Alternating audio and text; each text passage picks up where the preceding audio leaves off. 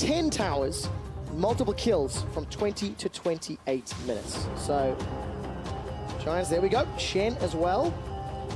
Could we have it a guess and say that Lulu will be the final ban? Oh, I'm so glad you were listening to me. As you correctly predicted, so far the bans are similar to what we saw in Game 1.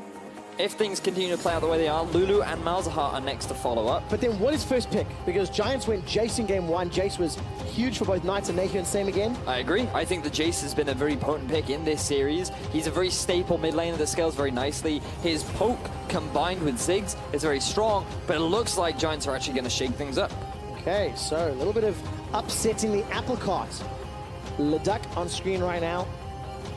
A bit of a furled eyebrow, thinking about what to change, and he does not change his final ban. Malzahar is removed from the pool. This leaves Lulu available. I don't know if that's really first pick worthy. Jace would be the obvious answer here, as we've mentioned a lot. And then Origen will have to change something. The Renekton Elise play simply didn't cut it, and Wisdom's impact in the early game has been marginal. Very low. I think it's been weak. I think it's fair to say in Game 2, Wisdom died twice very early on to some very simple mistakes, and in Game 1, he could not have the impact that he wanted because of how well Memento read. But now, Memento is shaking things up. He's moved away from the Graves, and he's actually saying, you know what, Wisdom, I've had enough of your early game pressure. I'm going to bring out an early game champion, and I think I can have a bigger impact than you can. And let's see if he can. Memento didn't need to in game number 1. He played very safe. His lanes played safe, and as a team, Giants won that game fairly clearly. Lulu not being banned has now been locked in again for Origen, and I mean, Jace is up there with Ziggs off the table. It means Jhin is up there as well, probably going to raise in priority as well. Rengar is available too, Camille. We actually saw banned away in the second phase of Game 1, but has not had at all any value throughout this series. But there we are. There is the Jace. I think that this is a great pick just naturally. He's been a high pick and ban throughout the regular season, especially with the lethality changes. He really has become a big staple part of any composition because he trades very well. He can go off into a side lane. He has big impact in team fights. There are just a bunch of different compositions that he can be going into. Now, if you're Giants, you need to look at your junglers, right? Like, oh, what am I talking about? At least it's already been locked in. They usually save it on for so long. But the Jhin makes a lot of sense, going for something a little bit safe in the form of Nautilus, so that you have an answer to the Jace who could also be flexed into both the mid and top. And we've not seen that Ezreal since game 1, right? Tabs played it. Not the greatest performance. Wasn't really comboed up with that Nami exceptionally well. And if Jhin does get locked in here for Giants, what do Origen do in reply? Well, I think the Ezreal makes a lot of sense. You could also go for an Ashe. That way you're picking actually a pretty good pushing lane when you compare it with the Lulu, and you also have a form of engagement as well. We did see an early prioritization of Ryze in Game 1 from Origen, which was answered with a... was answered with the Jace, naturally, in Game 1 for our Giants. But given that they don't know the mid laner, I think that it would be pretty safe to pick your AD carry. Alternatively, you already know the enemy top lane pick, or you assume it's a top lane pick, but bear in mind that Huston has brought this Nautilus out a lot. Yeah, let's see whether or not Giants decide to flex that. Jhin, Nautilus into something Lulu might end up being a little bit annoying. We'll find out. Ban away from Renekton. So Origen not 100% confident that Nautilus is going in the top lane, and obviously that ban is the gigantic signal. Yep. Respecting the possibility of the flex. Looking at further bans, if you are Origen, you just continue banning away the top laners. I like the fact that Giants are banning away AD carries. We discussed the Ezreal. Ashe is likely to be the next ban to come out from Giants. And now, I'm wondering whether or not we're going to see a little bit more value in the Cassio going up against Wisdom. It is a very strong mid laner that has risen in popularity a lot recently, that does very naturally well early on into champions like Jace because of how quickly she can spam that E, and she can move off into a side lane later on into the game, and she fits nicely with the exhaust, which Knight is currently hovering over. Okay, so Cassiopeia then raises in priority if Knight wants to run that one. Origen need to lock in their AD carry, they need to lock in their jungler. Rengar is not available to them. And that means Wisdom will need to lean back on his potential Lee Sin, which he's run. I mean, technically, if you want to get super technical, could be Rumble could be there as well, is an option they could do. It is something that has fallen off in popularity a lot, but we do know Lulu Caitlyn, that is an obnoxious lane, especially if Hustler wants to run that Nautilus as well. So difficult to deal with the Lulu, the traps, the range, etc. So the reason why they've gone Caitlyn over Ashe is because Caitlyn is better at setting up sieges, mainly because of the traps, the longer range, the good harass that she has with the Q. She's just better at setting up for taking down these towers, especially when you think Jace, Rumble, throw down the Equalizer, you have the Jace poke, you have all the traps as well. So much zone control can be used for Origen to just very swiftly take down these towers, very similar to a composition that they brought out in Game 2. Now, if your Giants round things out, I feel like Acacio would fit very nicely here. It would do well into the Jace. You could also go for a Rise if you feel a little bit more towards the scaling end, if you want a little bit more team fight impact. But... well, screw all of that. Yeah, screw all of that. I dislike this pick greatly. I don't think it makes much sense in the comp that they have. I think that it is very risky. I think that if you are able to get a good early advantage and you can move off into side lanes, then the Zed pick can definitely work into a Jace. Often considered a pretty effective counter pick into the Jace. Will work nicely into the Rumble too, but you are so heavily reliant on setting up a 1-3-1 with this composition, finding picks, and just getting a very early advantage. 0 to 15 minutes is where Giants need to get a gold lead, otherwise they're in trouble. Fortunately, Giants have had pretty strong early games over the course of their last few games, so they have shown they can do that, right? Yep. And now there's not going to be margin for error. Also, when you look at the damage compositions here from Giants, yes, Elise will do a fair amount of magic damage, but that is not a well-rounded damage source. It's 2 super tanks on the front line and a lot of physical damage. Bear in mind, you actively picked Zed into Lulu. Lulu is considered one of the best counter pick in as far as supports go because she gives health, she gives a shield, she can polymorph the Zed, and she can slow him to make it even more harder for the Zed to close the gap. I think this was such a big gamble from Knight, and if it pays off, then props to him. But I think this was a gamble that Giants did not need to take. Well, it's a gamble that they're going to take. Knight adds to his champion pool, which is growing rapidly at this point in time.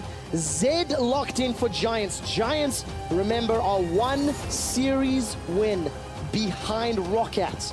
They need to win against Origen now to tie, hold on to that 4th place safe spot as we head into week 8 next week. Origen, on the other hand, they're 2 series wins behind Vitality. A win here would be their first series win of the 2017 season. You know how to vote, you know where to vote. Let us know if you still are voting with Origen, because they've been leading the way in both of the previous games. Everything is on the line for both these teams. Giants shifting up their play style. So far, they've been pretty safe with their previous compositions. Their game 1, I think, was the greatest example of that. Ziggs was the biggest factor in both teams' wins. Yep. And now that is off the board. Bottom lane will still be a big determining factor. When you look at the ability to push, definitely in favor of Origen's bottom lane. Early pushing will also go in the favor of Nahun in the mid, and exactly the same for the Rumble in the top lane. So Origen, they've set themselves up for success in the early game with all these pushing lanes, but at the same time, it makes it easier for Elise to look for these early ganks. So the onus is on Wisdom to set up good vision and to be able to read Memento, predict where he is likely to try and set up those early ganks. Well, that's not something that Origen have been able to do this series. Not yet. It's been Memento that's been able to read Wisdom. And you have talked about the pushing lanes, and Giants will be looking to set themselves up in that 1-3-1. Double ignites on the side of Giants as well. So definitely going to play the go ham or go home mentality. And there's simply no way to get around that. And you can see those double ignites are mirrored by double exhausts, Nahun and Xpeke. And it's really going to make things difficult for Knight come the mid-game team fighting. As the game progresses, Exhaust is such a potent tool for shutting down assassins. We're not on the nerfed version yet, which is 7.5. We're still playing on 7.4. And I just want to use this opportunity to talk a little bit about this Zed versus Jace matchup, because it's not an incredibly common one that we see. And often, the reason why Zed is considered a very good pick into Jace is because he doesn't really have many tools to stop the all-in from Zed. Oh, great hook. Very good hook in the bottom lane, punishing the overextension from Peke. But I'm going to backtrack again. Yeah, so the tools to punish in the mid lane. Yep, because when you think of a champion like Ari, the thing about Zed is when he ults, he's always going to go behind you. So you can instantly punish him by throwing a charm out, and that's going to mitigate a lot of his damage. It allows the Ari to reposition. Nation doesn't really have that option. He can hit you with the hammer, but you can still get a lot of the damage down as a Zed. And when you move off to the side lane, Zed just naturally scales better in the amount of burst damage that he can get down compared to what Jace can do. The big advantage that Jace has is the range advantage and the little harass that he can put to put Knight down during the early laning. All right, and how badly will that hurt Knight? That's what we're going to look at, and whether or not Memento can help. Scuttle Crab secured here by Memento as Sartorius and Wisdom were moving through the river. Flaxish on this top lane, Maokai. This is a pick that has fallen quite sharply off in play. Obviously on 7.4, received some nerfs, that sapling damage removed, and some other tanks being more popular. Nautilus actually was one of them, and that's what we were talking about, how Nautilus was that flex pick for hustling in the bottom lane. This time round, that dredge line just short of Expeke. And we'll see who's going to have a bigger impact, because there's different styles. Origen have got this difficult to play comp. They've got pushing lanes. They have to deal with a very tanky front line of Maokai. See, now, I would disagree with you, Okay. Shot. I actually think that Origen have the much easier to execute composition, because during the laning phase, they will constantly be pushing in on Giants, right? So they will naturally build up an advantage through whether it be farm or pressure. Origen will be the ones that are in control of the game early on. It is Giants that are expected to be able to get an early lead from somewhere, because they're not going to get it from the natural laning phase. They can't afford to be passive and scaling. They need to look for ganks. They need to look for their own kind of pressure, and they need to force it to happen. Okay, force the plays then. And I guess that's also true then, the more complex nature of setting up a 1-3-1. Yes. The complex nature of playing around Knight and when he is powerful. Right now is not that time. He needs to get a few levels up. As Wisdom's going to move into the Krugs. Has been spotted out. He's hustling and Hiku. They're going to set up a bit of a play here. Blast cone over the wall. Wisdom just ward hops. Insta flash here from Hustlin. Hustlin's got an ignite. Dredge line. Dragon. Sonic Wave comes backwards and actually going to help out. I wonder if Ignite would have helped out. Long range shot. Wisdom escapes with his life. We saw this from Wisdom in game 2, trying to go for these invades without the proper support. While both Tabs and Peke were pushing in, he invaded at the worst possible time because the minion wave had just been neutralized. So Tabs and Peke were still clearing out that wave, weren't able to properly help him out. Nation also wasn't in a proper position to come down and push because, again, the wave had been neutralized out. And while it was slightly safer, again, it's just this looking at the map. I just feel like Wisdom in this early game isn't really respecting his opponents. Well, talking about respecting his opponents and Wisdom and Memento, we've looked very, very closely at the junglers. Don't do it again. I wasn't going to say it. We've looked very closely at the junglers this series because they have been very impactful. And I want to talk about their jungle proximity and how it's changed from game 1 to 2. And we'll keep an eye on how it plays out in game 3. Now, a reminder, jungle proximity, the amount of time that a jungler spends around their laners. And if you look at the numbers, in both game 1, both Memento and Wisdom spent a small amount of time within 2,000 range of their laners in the laning phase, between 3 and 15 minutes. Game 2, it both stepped up. There's a lot of context around those numbers that makes it interesting, right? Because Memento didn't need to spend time around his laners because they responded so well to Wisdom in game 1, and he was able to gain an advantage by farming. But in game 2, tried to spend time with his laners, but was less successful in finding kills and ganks. He was, but again, it just goes back to show that Memento does such a great job of reading what Wisdom is trying to do, and that's why not only the analyst desk, but other players have shown a lot of respect towards Wisdom, Memento as a jungler, because he really is very smart in terms of being able to read the enemy jungle, understand what is going on around the map, and being able to react accordingly. And so if he identifies that the enemy jungler is all about ganking, then he's going to match that. He's going to be there, and he's just going to spend that extra bit of time to make sure that he's getting the initial ward set up, and he's there to counter gank and make sure that his laners are safe and healthy, so they have a better transition into the mid game. Let's see whether or not he can do it this game, Vedius. First backs have already been completed. A number of boots picked up. Ninja Tabai for Nahyun, going to be doubly effective. Soreta Dirks picked up for Knight and Hiku, as well as those Swifty boots, as we're seeing on Jins more and more frequently. Nothing really exciting just yet. you know what is exciting? Tell me what's exciting. What I find really exciting is the fact that both these teams are one win away from having massive implications for the rest of the season. The fact that Origen are within one game's reach of winning their first series. Giants, if they secure this, they equalize things out with Rocket. I think the implications of not only this series, but this game has on the overall standings are just a really exciting thing for them. I agree, and while we talked about Giants rather, being 0-8, now 0-9 in game 2s, Origen broke that streak. They won their first game 2 in a series, all split long, and they won their first game on Thursday. That's all year long. Will this be their first series win? Wisdom wants to make it so. Gonna look to ward hop over the wall. Actually doesn't even need to, because Flaxish did not run. Vengeful Maelstrom's gonna buy some time. Wisdom's got the kick available, but is slightly awkwardly placed. We jump to the river. Nathion's in trouble. He's coming to support, but Knight pops him, and Flaxish turns it around.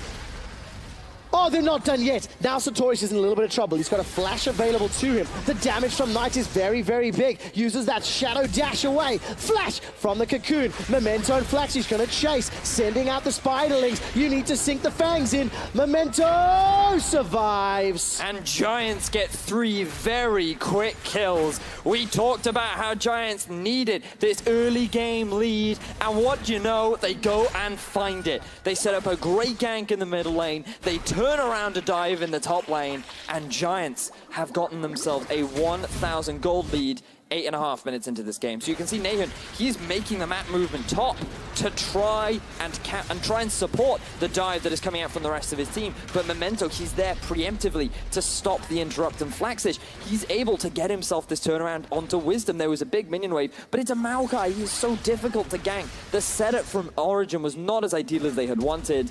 And then they round things out with a final kill onto Rumble. It's not the first time that we've seen Wisdom and Sartorius not successfully work together on a dive or a gank or an attempt. They simply do not appear to have synergy. We saw that last week, we saw that earlier on Thursday, and right now it actually costs Wisdom his life. And then if we take a step back, Giants reading not only the dive in the top lane, but the potential roam from Nahion. Memento and Knight just in the right place at the right time, Vedia. But let's think about what this means now for the game, because Knight, he's already well on his way to completing the Ghost Blade at about 12 minutes into the game. Oh, both junglers actually hanging around the mid lane. They're just going to walk away. But this also means that Flaxish, he's now already completed his Spectre's Cowl. Look at all this magic resistance he's now sitting on into a Rumble. This shifts the matchup heavily in the top lane. The mid lane, Nathan can't just freely push now because he doesn't have his exhaust available. Knight is level 8 with a level advantage, and he's the one that can start playing aggressively. So these pushing lanes that should go heavily in favor of Origen, all of that pressure is now being lost because of the advantages that Giants have just gotten themselves. And that means that Giants, with their more difficult composition to execute, have got an advantage early where they needed to. So step one of what needs to happen to win the series has happened. Where do they need to press this advantage further? Obviously, more kills, Tower First Blood would be good. It would help. Yeah. But who's going to set that up, you know?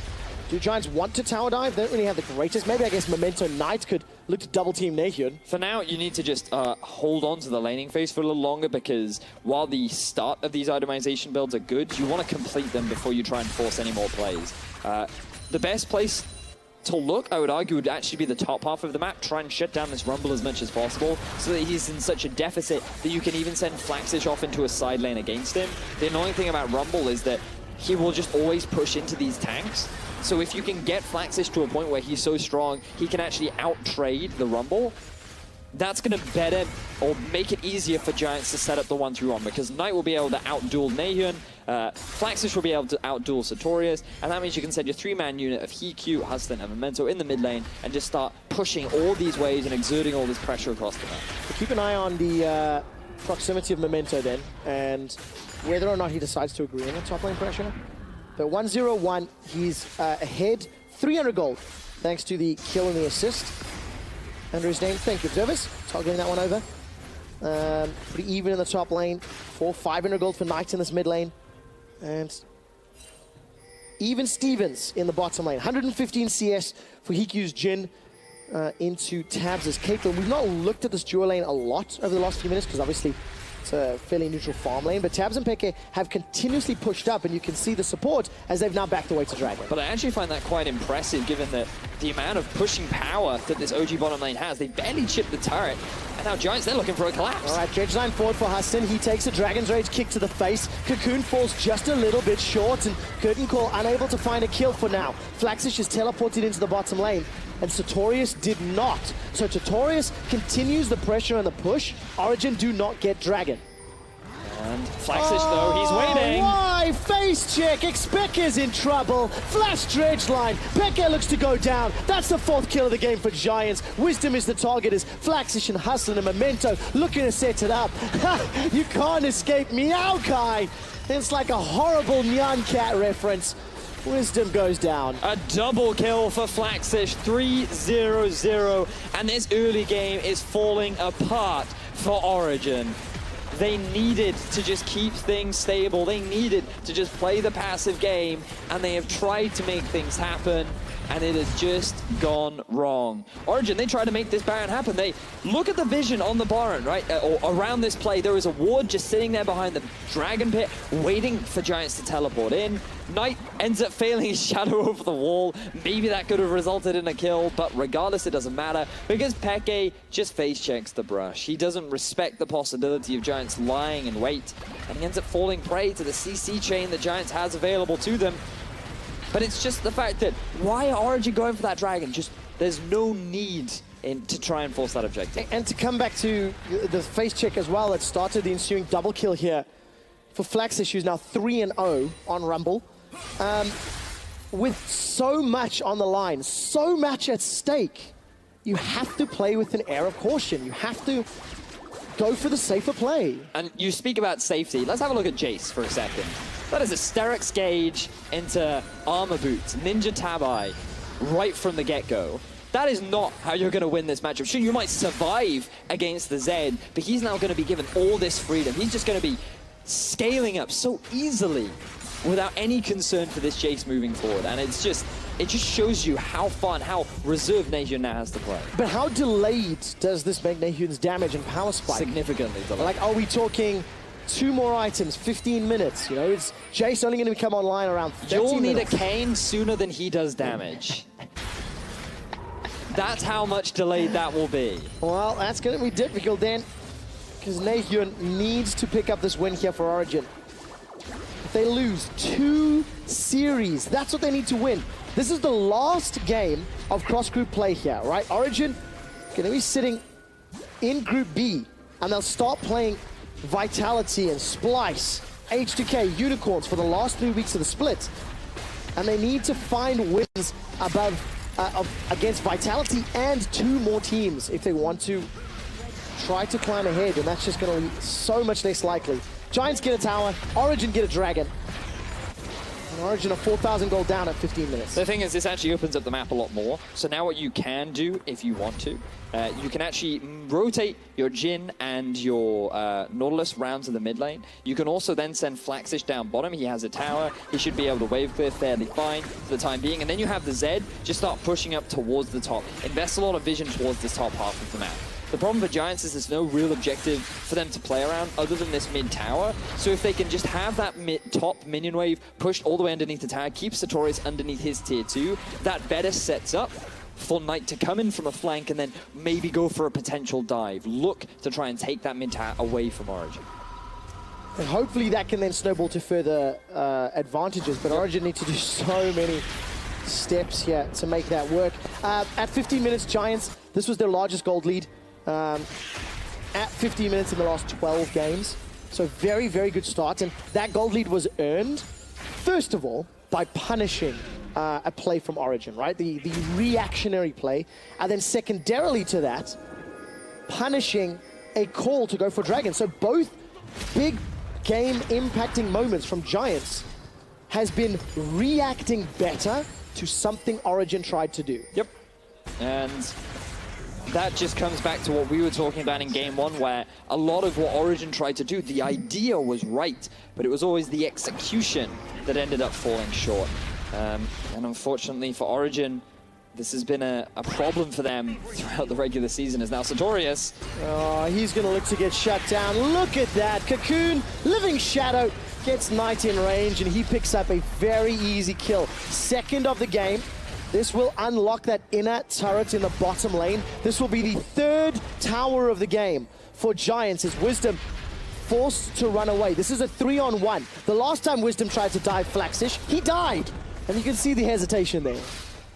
And Giants changing up the playbook a little bit. They sent Knight bot. They used Memento to get himself a dive onto Sartorius. Very clean takeaway. And Origen, they were nowhere near to react. They couldn't save him. Vedius, this difficult to play team comp becomes much easier when you have such a huge gold lead. Yeah, yes, and your carry and your tank are so fed pre-20 minutes. Yep. But this pretty much is what we were talking about, right? Like, Giants needed the 0 to 15-minute gold advantage. That's what they had to have. It was them that needed to force the play. And Origen made it easy for them. Origen tried to set up a dive top when they didn't need to. Is maybe in trouble here. Flashes away defensively. Not going to be able to find anything, but Equalizer on cooldown means he is able to escape with his life. And good play here for Giants. Knight is still not left the bottom lane. Got a control ward in that little bush in the bottom lane tower area, and just looking to blow somebody up. I mean, that's what he wants to do. He's level 12, he has Ignite. There is no Zhonya's yet completed for Sartorius. If he were to get a kill onto anyone, he could definitely still do it onto the Rumble. But now we get to see a repeat of the dive. Sartorius, he's actually just here to wave clear. I think he's actually looking at the minion wave and not what's happening behind him until he ends up getting demolished. That sucks. That does suck. That really does suck. Just trying to sit back and he even did the safe approach, right, where he's like, I'm going to clear a wave from far away, and then I'll be fine. And then there was a spider lady behind you.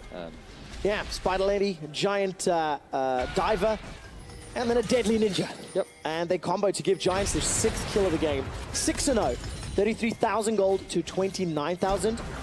Origen got themselves at least a Mountain Drake, but it'll be a very long time before they can get anything else. And with the help of Curtain Call and the threat of an engage, Giants secure their 4th tower. Vedius, it's getting to 20 minutes. Origen need to be... they need to do something magical, not only to bounce back, but hell, to avoid a perfect game. Origen needs what Origen did in Game 2, where Giants just stagnate. They decide that Baron is their only win condition, and it stalls out for another 20-30 minutes for the Origen composition to be able to come online. Because Nahyun, he's still... I mean, okay, now he's got his Yomu's Ghostblade, which will give him a bit more damage, but the fact that he's still sitting on the Sterix Gauge means that compared to the Zed, who's now just completed his Edge of Night, he's going to be so much stronger. The Maokai is by far and above, way ahead of Sartorius, and this Jhin has hit a much sooner spike than Tabs will on the Caitlyn. So Origen, they're looking at 3-4 items before they can even challenge this lineup of Giants. I don't know if they're going to get that time. Giants have played so well around the map, applying pressure. Look at the vision again on the mini-map. All series long, Giants have had what feels like superior vision. And even in cases if it was even or not, they've played around Origen's team members. You know, Wisdom, again, 0-2-0. He's not having a good series today and has not had any level of impact to try and claw Origen out of this situation. We should not beat around the bush. The reality is Wisdom really has underperformed in this series. I had some expectations for him, like being reminded of his challenger days, maybe some early junglers, but now we look at the setup from Giants. There is no vision from OG. There are a lot of pings from Giants that want to make this play happen. Yeah, the ward is going to be killed out here by Peke. Hustling, Memento, Hiku, they're just waiting to land some CC. While all that's going on up in the top lane, Knight picks a fight at Nahyun. Nahyun went for the flash actually to get away. Wisdom is now caught out by the Cocoon. He's able to escape. Wisdom and Tabs make their way out. 1-2 flashes used on the side of Origen. That's going to make them juicier targets as this X-Spec is going to get caught down. Didn't quite see how that one worked, and doesn't really matter at the end of the day. Pop no goes jungle. the Yordle. Yep. There goes Xpeke. He even had his flash up, but it wasn't enough. Now 5 members strong. Giants, they're looking to take down this tier 2 in the top. And I'd like to give more analysis, but it's just Giants owning that half of the jungle. And now Really Wisdom. is. Wisdom's going to look for Memento. He jumps in. The hammer comes down from Nahyun. Wisdom is dead. Knight survives. He dashes away. Finally gets dropped down. Nahyun puts the hammer to the face and tabs, firing auto attacks for days. Sartorius' equalizer helped out, but here comes Flaxish. He's looking for Nahyun if he can. Not a huge amount of armor to work with as Hiku gets chunked down by the shock blast. Deadly Flourish secures the kill, waiting to channel that one. Flaxish is now looking to escape, and yes, there's some kills on the board. Origen, they bounce back. I like the move from Wisdom. I mean, they're already falling behind. Why not just try and force a play? Origen, they are successfully able to get themselves a couple of kills. They're not quite able to defend the turret, but it's nice to see Origen not just leaning over and dying. They've still got some fight left in them. And you can see here, they're at a numbers disadvantage. They don't have the looter, but Wisdom goes in thinking that, hey, we have enough follow-up. Now, I criticize the build path from Nahyun, but you're actually going to see it actually keep him alive here. As Knight goes in, he gets the shield and the extra health back to actually turn that around and enable Tabs to get himself a double kill. Now, this will help in terms of his ability to complete some of those big items, head more towards the mid-game, but the fight ends up equaling out. It ends up being overall a 3-for-3, 3-for-2 even. But yeah, 3-for-2. But the fact that Giants still get that tower, the fact that Giants are still going to get themselves this dragon, means that it will still be a net gain in favor of Giants. And look at the team fight damage there. Knight unable to make anything stick. He threw a lot of his cooldowns onto Nahyun in that 1v1 earlier, so less impactful. And also, Zeds are generally not amazing in team fights. No. Definitely not looking for him to do that. It was funny when Knight, because he used his shadow to get in between the destroyed tower, and Tabs had actually put a trap by the side, so he was like, choose your poison. Yes. What would you like to do? So Origen, a small breath of life here. They got that Mountain Drake earlier. They got themselves 2 kills, so they're not going to get perfect gamed. They've not given up, and they do have a lot of damage and team fight power where necessary. The problem is, it's going to be very difficult to set up easily, right? Because point and click CC from Maokai, from Nautilus, if they misstep at all, then all of a sudden Giants can lock them down and either disengage or try to set up kills. But now look at this setup from Giants. Baron is on their eyes, right? Now, their siege is not the strongest. There's a fair amount of wave cone Origin, so going for the Baron and playing around this objective is fine. But they should not use the Baron as a means to force a fight. What they should do is just control vision, wait for Origin to overstep, and look for picks. Look to punish the oversteps from Origin, like Peke right now. All right, there's no one to follow up, though.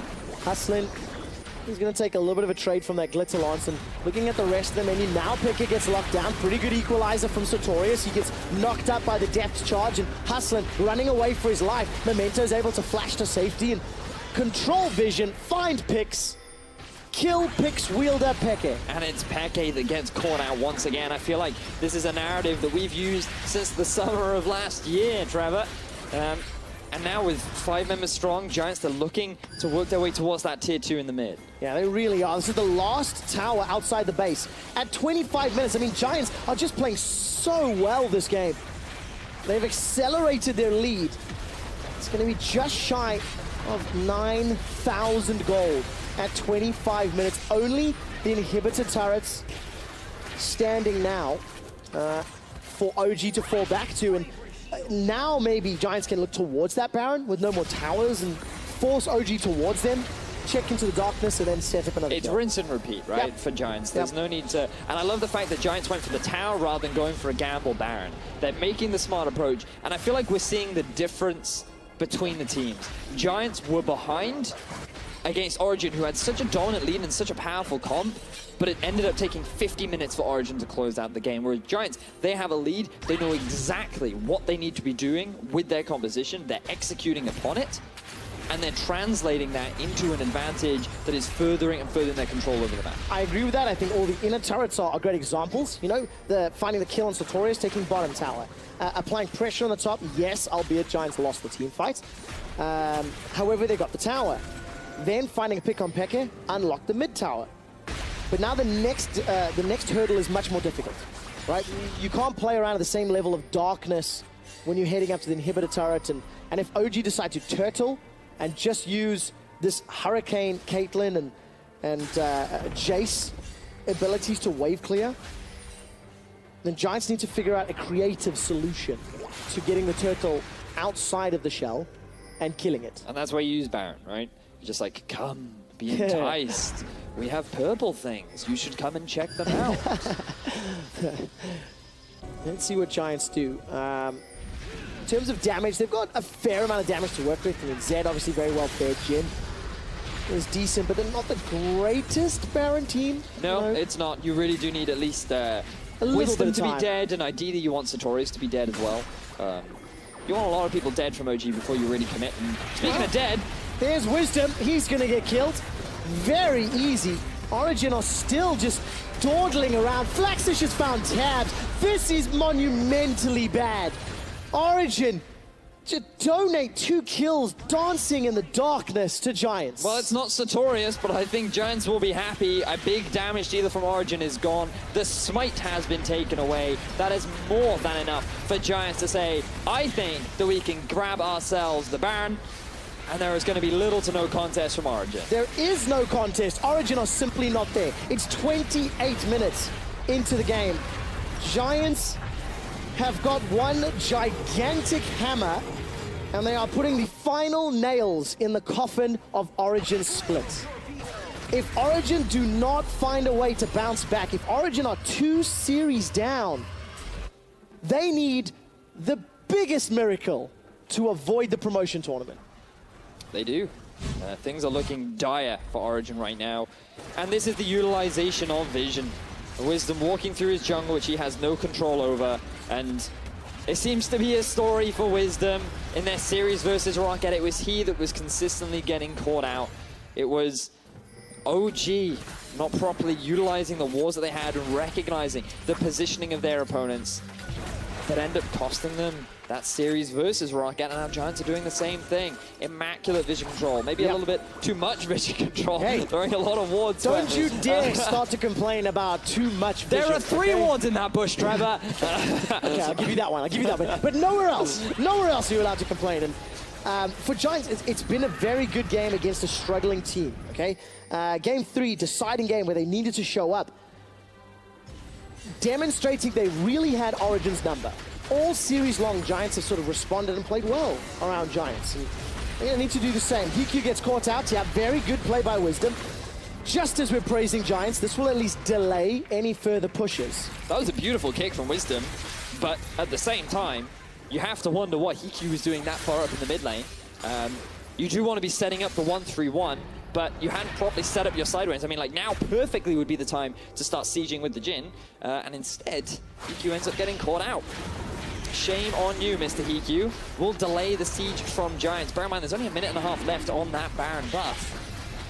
I wonder if Giants will actually be able to use this to actually crack into the base of OG. Well, we'll find out. Mountain will help ever so slightly. It doesn't feel like Baron will, and this is just a good play from Wisdom this time around. Yeah, it really was.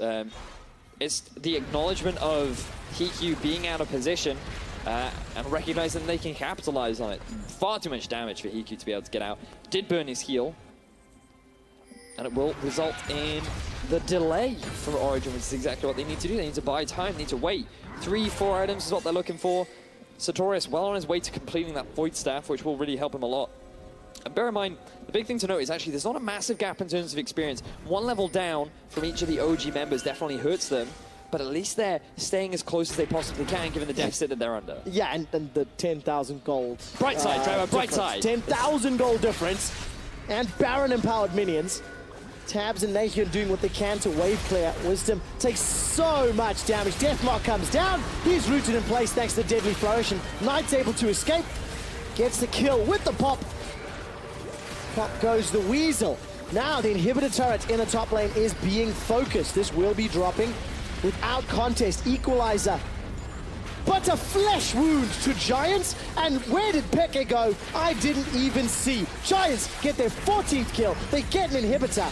And are they going to look for more? It looks like it. The teleport is coming in from Flaxish. They're utilizing this minions to continue their siege, but have they overstayed their welcome? I don't think they have. I don't think they have either. Nahun and Tabs trying to stop. There's no equalizer. Sartorius goes golden. Flamespitter's buying time. Giants look like they're going to take down Origen. Giants, they kill Sartorius on the side lane. It's a killing spree for Knight as Tabs gets dunked. Double kill for Knight. Nahun's respawned, shooting as much as he can. That's going to force Flaxish away. The rest of Giants are low. They're looking for the minion wave. The Giants' Baron buff has ran out. There is no minion wave left. And while they get a lot of kills, they're not able to get onto the Nexus of Origin, so they hold on for now. And Wisdom may be able to pick up one more kill, but what does it matter when you look at the grand scheme of things? That is a broken base for Origin. That is one Nexus turret left for Origin. And they are running out of hope. Yeah, there's nothing left to fall back to, and Giants are going to be so happy with this play. Wisdom too far forward. So this is just Knight and the team realizing that Wisdom, he's not tanky enough, we can easily pop him. And speaking of popping, watch Knight as he's managed to delete Expeke. Now, remember, Expeke has no resistances. Knight is level 17 to level 12. And all he's going to do is he's going to proc the Thunderlords, he's going to make use of his passive, and show you a magic trick. Yeah, Hiku got the 4th shot as well. Yeah, well, I want to give all the credit to Knight, but my word. really does help when you have a giant crit in the face. You could say Expeke was deleted. I mean, you could say That's that, a retro one. but then I would sound just like Quickshot. You would. Quick shot bingo, if anyone remembers it. But what does this mean for Giants, right? They've got one more It push. means they're really far ahead. One more push for Giants. They win the game. They win the series, okay? And that also means they tie with Roccat. 2 wins, 7 losses. We have touched on the Vitality implications, and you know, it is very frustrating and difficult to deal with. But in the context of where we are now in the standings, Bedius, Giants have a game difference score of -10. So they've lost 10 more games than they've won. Right. Roccat have lost 15 more games than they have won.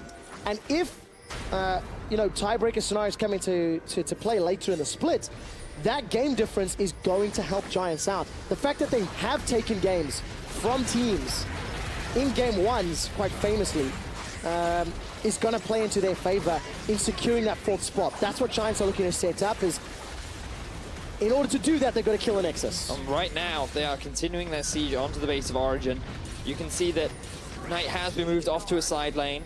A lot of big items have been completed, and this is where Giants have to be careful because it is 35 minutes into the game. Origin still have a lot of damage with which they can turn this fight around, but look at that. so does the combo of Knight and Memento as Peke gets forced back, and it looks like Giants are sieging onto the inhibitor. Yeah, curtain calls available for Hiku if he needs to use it. No other ultimates used from Giants. Nahun gets at least one accelerated shock blast down, but it's not going to be enough to dissuade or stop or not even slow down Giants. Look at that. They just shrug it off.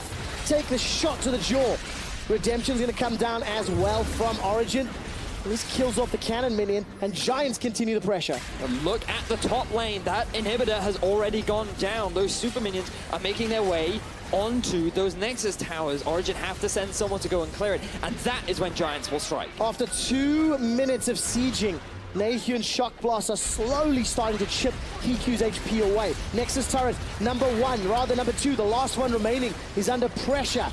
Nahun's on the back line trying to protect. Sartorius has already used the equalizer. And look at those Caitlyn traps. They're just sidestepped. Flaxish has gone in with tabs down. This should be the final fight. Knight gets turned into a munchkin. Not even an exhaust can stop the damage from coming down. Sartorius is dead. The inhibitor as well. The Nexus turret is the focus. A 5-man giant stack put a huge foot up the bottom of Origin. And Giants are one step closer to the summer split.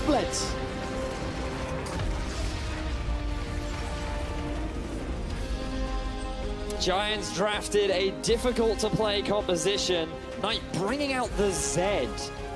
A very risky pick, but they make it work. Memento demonstrating his early game dominance. 3 kills right off the bat for Giants. Compliments of Origin. Compliments of Origin. You have to talk about that. Oh, Giants. They should be happy, though. It's a tough week. It's a bitter, sweet week. It is. But Giants hold on to 4th place for now. They finished their cross-group play. 2 series wins, 7 series losses, and 4 more games until the end of the split. And they will be playing Roccat, Fnatic, Misfits, and G2. The bright side out of all of this is that we saw some immaculately clean League of Legends from Giants, especially in Game 1. The way in which they utilized vision, the way in which they set up a lot of the plays, their understanding of how to use their composition was great to see. And this was a Giants that we wondered how well they would do at the very start because they did show promising signs, winning a lot of Game 1s against some of the stronger teams here in Europe. But then they could never really close things up, and they could never refine their play style. But it seems that we really have seen some genuine growth from this Giants roster. I agree, and Expected, the man on your screen right now, definitely showing improvement with Origen. The problem is, it's probably too little too late. They have to make up 2 series to catch Vitality in the 4th spot, and I don't know if they can. Anyways, with that result locked in, we've reached the conclusion of the cross-group phase of the Spring Split. Let's join H2K's Prolly and the gang for a look back and a look forward to post-game lobby.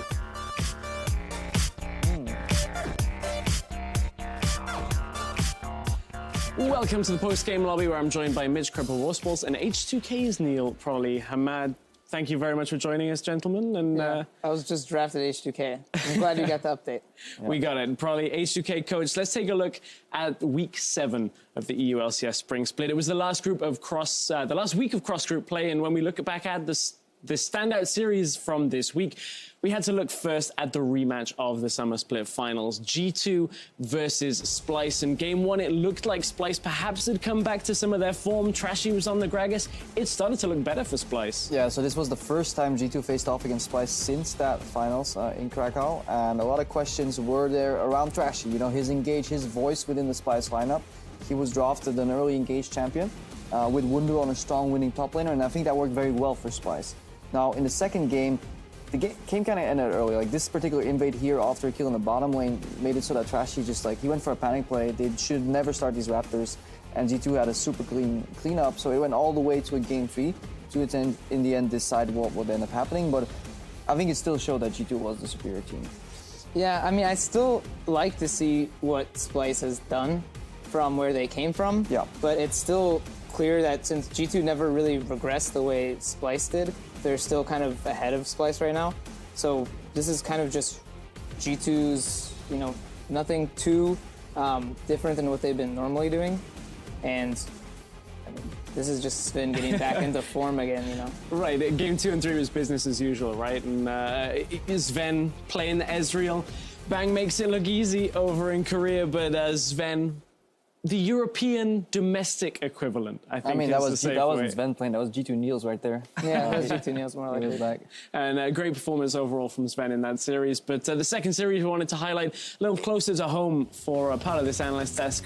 Probably 2-0 victory over Misfits. You guys made it look pretty easy.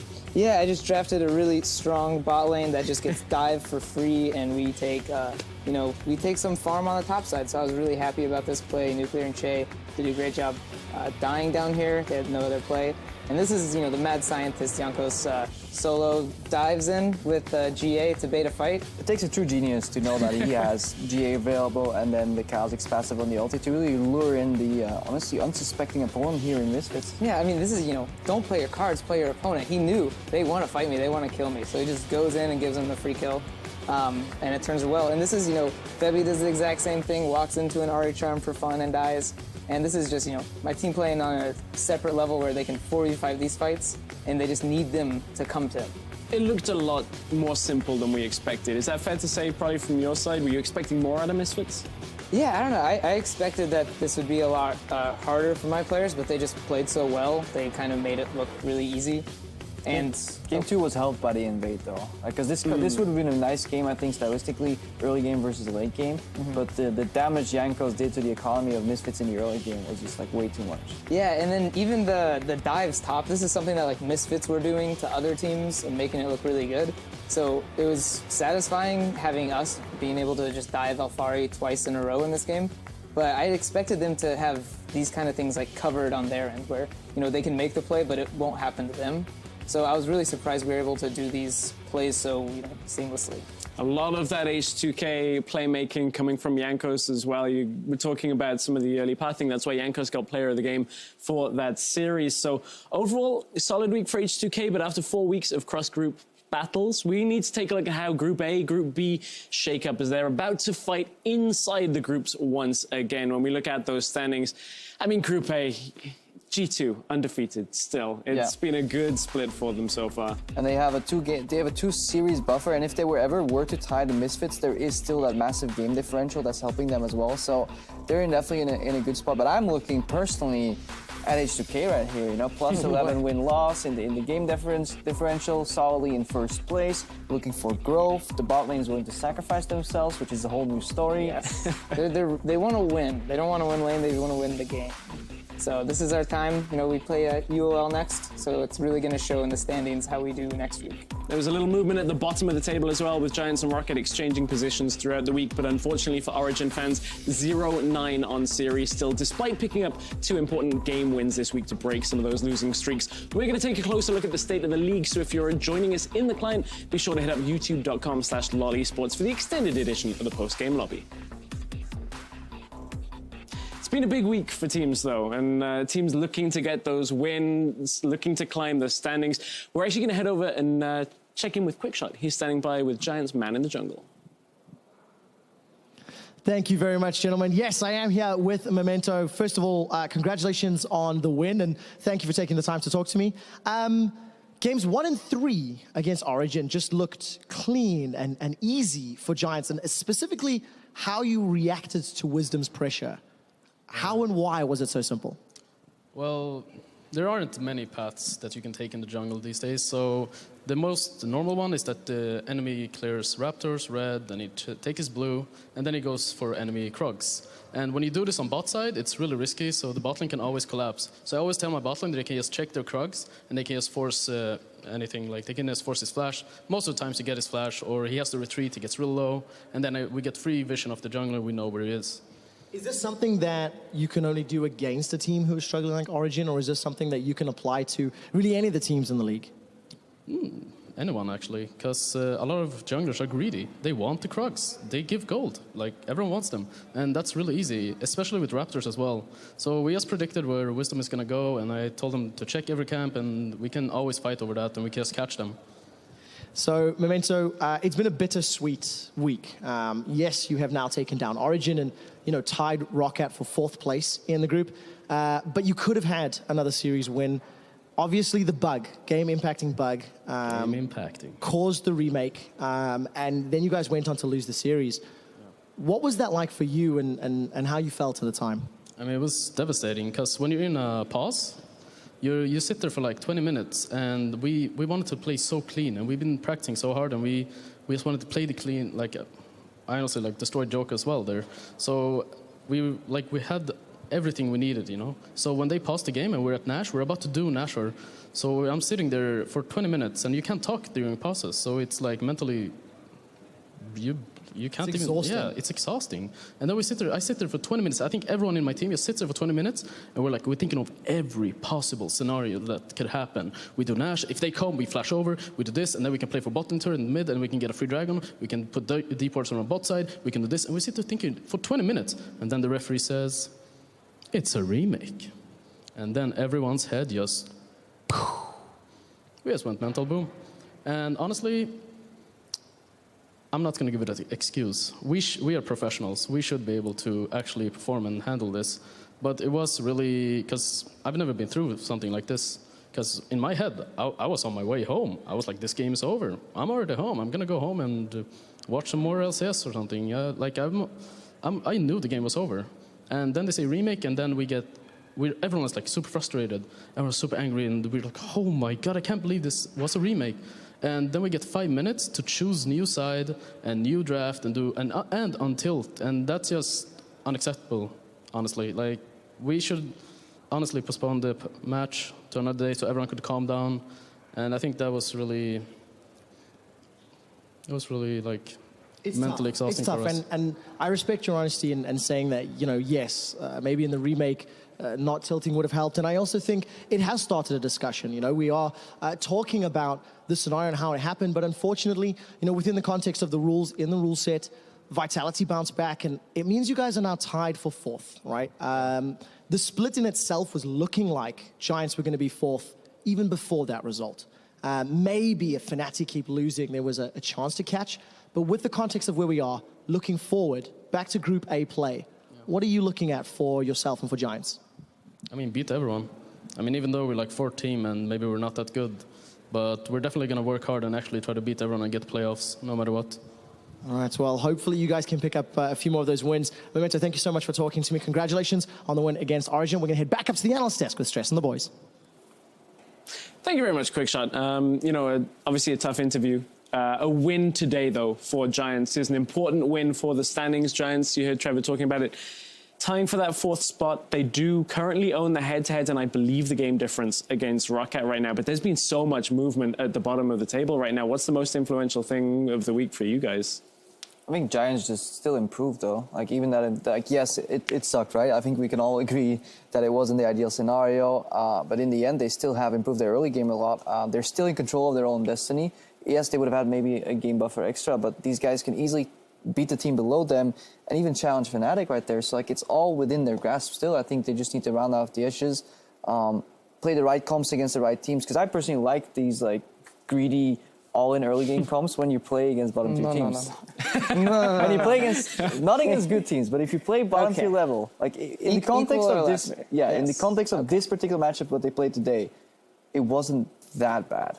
Yeah, it's not that bad. It's just, especially when you play against like bottom tier teams, they're normally bottom tier because they like miss fundamental elements of the game, normally including closing the game. So you don't have to all in on these like early game comps because they're not naturally, snowball teams on like the bottom, or else they win 50-50 of their games. So that's why I'm not a big fan of like the all-in early game. But I will say, yes, so far Giants' progression has been very noticeable. He was mentioning even when they're like taking the Baron, what they're thinking of doing next. Yeah, in that game, for instance, they had a really big lead, and they weren't diving tier 2s or diving like inhibs. They were literally waiting for Baron to spawn and taking it. So I think they're understanding the game a lot more than these like other bottom teams, and that's like good growth for at least next split. Is that the kind of pattern? Because we've seen it a lot in these bottom of the table games where they go later.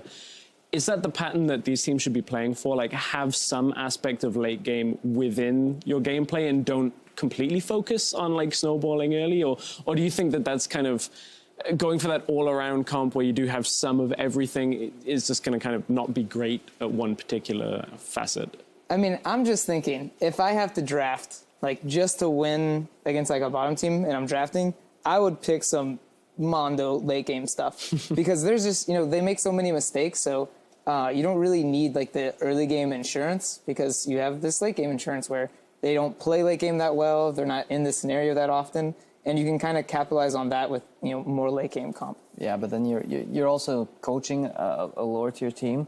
If you give them later game scaling picks very often, I think do you agree then that they're probably like not going to win lane? Like late game is generally associated with like losing lane, right? Yeah, well, not necessarily losing, but you don't want to take like fights early. Like on Ezreal, he's not necessarily going to lose the lane. But you're going to buy tier... In lower tier Ezreal's lose lane. Yeah, but you're going to buy like this tier, and then once you buy the tier, you're going to like chill and just Q poke. You're not going to all in.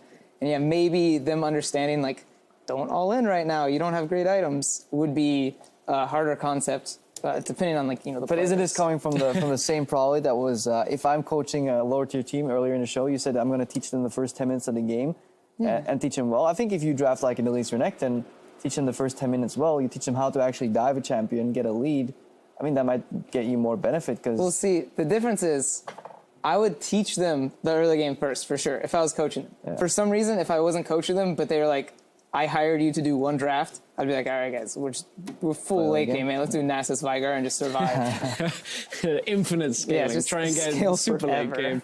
It's an interesting thing because I think the week after IEM, a lot of teams got shown how to play against some of the best teams with the Raptors, the influence that those early jungle paths have. We've seen that kind of stop, or at least be figured out by the teams. There are these kind of one-shot metas that come up that everybody's playing around Raptors for 2 weeks and then everything changes. Like, is that even something bottom-tier teams should be concerning themselves with? I think that's not important. I think it's like, you know, when you get it to more fundamentals, like, you know how to play early game, you don't have to like tell your team what they're supposed to do. Then yeah, like, you fine-tune it by being more efficient, taking the Raptors because it gives more XP at level 1, stuff like that. But if you're just like, you know, gradually getting better, if you fit this in because you're a jungler who really cares about efficiency, then sure. But this isn't something you should like press on your team. Like, you really need to understand this, you know, specific meta of starting Raptors, because you could play around it and not be at a huge like deficit or anything like that. Yeah, I mean, the fundamentals are obviously communication, and the fundamental, and which is really hard to implement but very easy to spot outside of a game, is that plays are just not planned out. Like, playing in the moment, nobody's communicating like, this is my plan in the next 1.5 minutes. Does it fit your plan? Because we may have something different in mind. Like, so often you'll see a jungler pathing to top side. Right before he gets there, the top laner will push out and try to base for items. Like, both of these guys have a great idea, you know? One gets a lane lead from a nice base, the other guy tries to set up a gank, but they're not on the same page. Like, earlier, like, we saw Origen set up a dive top. Equalizer drops before Wisdom gets there. Wisdom then, I don't know, he's dancing around a Maokai or something, and then he dies. And then suddenly what should have been a clean dive and a snowball play ends up backfiring into a complete throw. I want to turn our attention from the bottom of the table and coaching there to maybe the top of the table, because a lot of the times, you know, we see G2, H2K. I asked Paravival this about Misfits and what they'd have to do to beat G2. Where do you see a team like H2K? I'm going to start with you, Mitch, because otherwise probably kind of gives you the answer. What do you think H2K need to do to actually start taking games off teams like G2? Oh, we've already talked about this. They need to stop greeting in the late game, for sure. Your players need to stop shouting in fights, because they go like, go, go, go, go, and then there's nobody that says, can we actually alter this call once it's in motion? No, like, once H2K late game launches a call, the train keeps on going. Like, it doesn't stop for anything. Like, Odoamne will dive the backline, the enemy top laner will dive your backline, and at that point, it is just praying whoever wins. Is that somewhat accurate, probably, or am I just a charlatan? All right, well, number one, teamfight war cries are a necessity in League of Legends, all right? If you heard Flash Wolf scream, you would understand. If you heard, So I think that's fine. Maybe everything else you said was correct.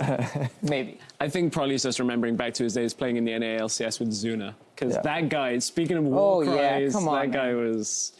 The whole building would shake. Yeah, I wasn't even on his team and I could hear him. Like, I know who they're going for in this team fight, guys. I wonder who they're targeting right here. But on a serious note, probably, like, what is the... Without sharing too much, what is one of the things you already fixed? Like, instead of saying what you're going to fix next, what has been something you've been working on, say, 2 weeks ago with H2K, where you now see noticeable improvement? I would definitely say, I mean, you brought up like the team fighting, like greed and stuff. I would say that's improved a lot. I would say that too. And we haven't gotten to show it that much, so I wouldn't say we're done fixing it and I'm not going to look over that next week. That's definitely going to be a big focus of mine for analysis. But I don't know, I think that was like the most obvious one to me. Like, you know, I heard them team fighting in comms and no one was yelling to dive and everyone was like, we could play this slowly. You know, like Nuclear wasn't just getting dove and everyone just left him and said bye-bye. You know, so things were a lot nicer in team fights from my perspective. So I was really happy with that. It's not only just fighting against the top of Europe that we've got to even start thinking about, right? Because you mentioned playing against Flash Wolves, and the international stage obviously is on everybody's minds as we close in on MSI. We saw the European meta not work so well. I mean, G2 got to the final, but what does Europe as a whole need to focus on now when we look towards an event like MSI? That's like it's a hard question and there's no easy answer. Because otherwise we'd be winning worlds, right? Yeah, exactly. If we knew it right that quickly. Yeah, but I mean, the meta, knowing if it's right or wrong it's really kind of, there just has to be more work done and there's no guarantee we'll figure it out. Because if you remember, 2015 Worlds when lane swaps were a thing. Oh, EU ASOS, baby. And EU had this like really dominant lane swap that was just the best way to do it, but Korea had this different one. And, in Korea, no one was getting huge advantages or anything. It was just a kind of even like agreement, like we do lane swaps this way.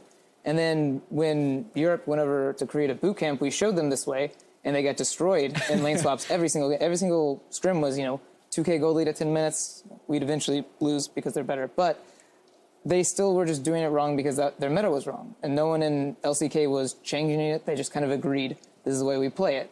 So it's really hard to tell in Europe, like, are we playing it correctly now? Because no one's really challenging it and changing it. Everyone's agreeing and just trying to perfect their style instead of, you know, throwing a huge wrench in the whole pick ban. I think that's interesting because it has that weird two-way street, right? Where we've started picking up. Europe was later to the Ziggs as an adoption for bottom lane, whereas like LCK were playing it from week one. So there is always kind of that swap of information that we see. I find that really intriguing. I think it's always worth, at least when you see an outlier in terms of meta, to consider the strengths and see why it came to be. It may not necessarily fit within the local meta game, but I think it's always worth considering. And there's just always you just always need to have an open mind, because if you look back to the start of LCS, like Varus wasn't even that high priority. A few things did change, but not to the degree where he is now permaban on like red side constantly. So like there has to be a champion right now with a certain build and a play pattern that nobody has discovered. Some guy right now is sitting in gold. It's like, I found the new best thing. Pro players, please listen to me. It is actually this. Same with like the way Blue Ezreal eventually came to be, right? Like some guy finds that build and it works. We just need to always keep an open mind. I think a similar example is Malzahar support. Like people asked me this in the past. I was like, nah, you're trolling. This champion is useless. And then somebody showed me like, no, if you max Voidlings, you're actually an AP carry in the bot lane. And I was like, turns out I was wrong. Yeah, well, we've got to keep an open mind about, you know, meta and things, but we'll be closing in our focus next week a little bit more because we're celebrating everything in the lofty part of the Rift as top lane week heads to our schedules for the entire week. There's a lot going on for top lane week. Head over to eu.lolesports.com for more information on upcoming interviews, educational content, and on Friday is a very special treat as we're bringing you a top lane focused companion stream with Odoamne and Soaz, which you really don't want to miss. Yep. It's going to be a fun one. I'm really looking forward to that, Mitch. I'm really excited for it. I pitched the idea of a top lane stream because bot lane stream went very successfully. Everybody was on board, and then the official decided to cast it, you know, so he'll be taking that one. No salt there at all. No. Definitely excited for him to bring that, because I love like any lane specific streams as when we're paired with having smart top laners that also have personality that is worth looking into more. Like, you know Odoamne very well. I think he can be very funny if he's in his comfort zone. So I really hope we get to show more of that next week. Well, talking about top lane laning phase will be definitely his comfort zone, so he'll be happy about that. I do kind of hope, like, unlucky that it's like two super tanks top that do nothing. So there's just like, what do we talk about? Like, you're not allowed to trade in this lane because you won't kill him. I kind of hope that happens because it'll be funny, but I kind of want to see like interesting top lane stuff happen too. Well, let's take a look at the matches that are actually going to be on the focus as Group A and Group B go back to fighting in amongst themselves. You can see Thursday we kick off Origen versus Vitality. Then later on in the week, H2K Unicorns. That's going to be a great series. Look at those Friday series. G2 Misfits. Oh, that's a top lane matchup that I'm really looking forward to. Yeah, that's definitely interesting. H2K facing up against Unicorns. I think it's a good timing. I think it's a good moment for H2K to play the Unicorns, because there's been progression, and the Unicorns, they're still quite stagnating. I think are you happy that you face them this week, or would you rather even wait a few more weeks more? I like it right now because kind of Misfits was our first kind of test going towards like playoffs, like how our prep was like paying off because we were doing much more hardcore prep for Misfits. So the same is going to be for UOL. It's like we get our second test a week later. So it's going to be really good to get it out of the way now and figure out like what was wrong this time, what was right against Misfits and stuff like that. But hopefully the G2 Misfits matchup, I actually hope G2 doesn't underestimate Misfits, because like we did 2-0 Misfits, but they were a really strong team. So if G2's going into this thinking like, oh yeah, H2K easy one, we can beat H2K, so we should be able to beat Misfits, I think it's going to be pretty rough. They also have a bit of a buffer, so this could for us be the first time that we see G2 experimenting, and that could also spice up that matchup. Yeah, very interesting. The G2 players even saying themselves, I think H2K are stronger. We did see that in the games this week, but I'm looking forward to seeing how it all plays out on the Rift next week. It's time for us to log off for the evening. Thank you very much for joining us, Prolly, and thank you, Mitch, for being on the desk. Welcome. We're going to be back on Thursday at 5 p.m. Central European time to kick off Week 8, top lane week of the EU LCS Spring Split. Playoffs in Hamburg are on the horizon. It's sure to be an explosive week. We'll see you then. Good night.